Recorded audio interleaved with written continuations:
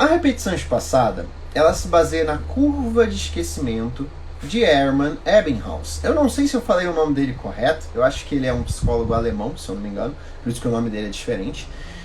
E ele foi um dos pioneiros no estudo da memória dentro da psicologia, certo? E depois de décadas e décadas de experimento, inclusive o cara era uma lenda, ele fez milhares de experimentos, milhares não, vai, deve ter sido dezenas ou centenas de experimentos com ele mesmo, em que ele decorava sílabas totalmente aleatórias e testava os melhores métodos que ele conseguia para alcançar essas repetições. E se eu não me engano, antes da repetição espaçada, em que ele só aprendia e depois revisava, ele conseguiu, com a repetição espaçada, que era, ele via menos, ele estudava menos, depois ele revisava um pouco menos, e depois ele revisava de novo com um tempo grande, um tempo maior entre essas três, em que ele foi testando, ele conseguiu reduzir o número de horas, o número de repetições que ele precisava fazer para ter o melhor aprendizado possível.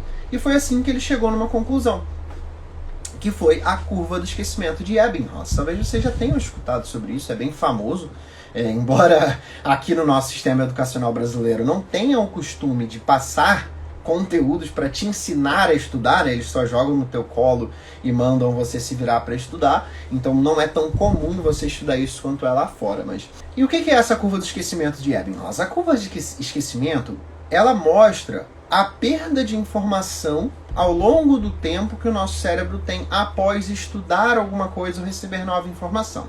Então, por exemplo, vamos dizer que hoje você está lá na faculdade ou no colégio, você aprendeu um tema X. Você foi para casa. Cara, passou hora, passou almoço, passou janta, passou dia. Cada vez que vai passando mais tempo, menos dessa informação você vai lembrar se você não revisar. É por isso que a gente tem o costume de revisar a matéria.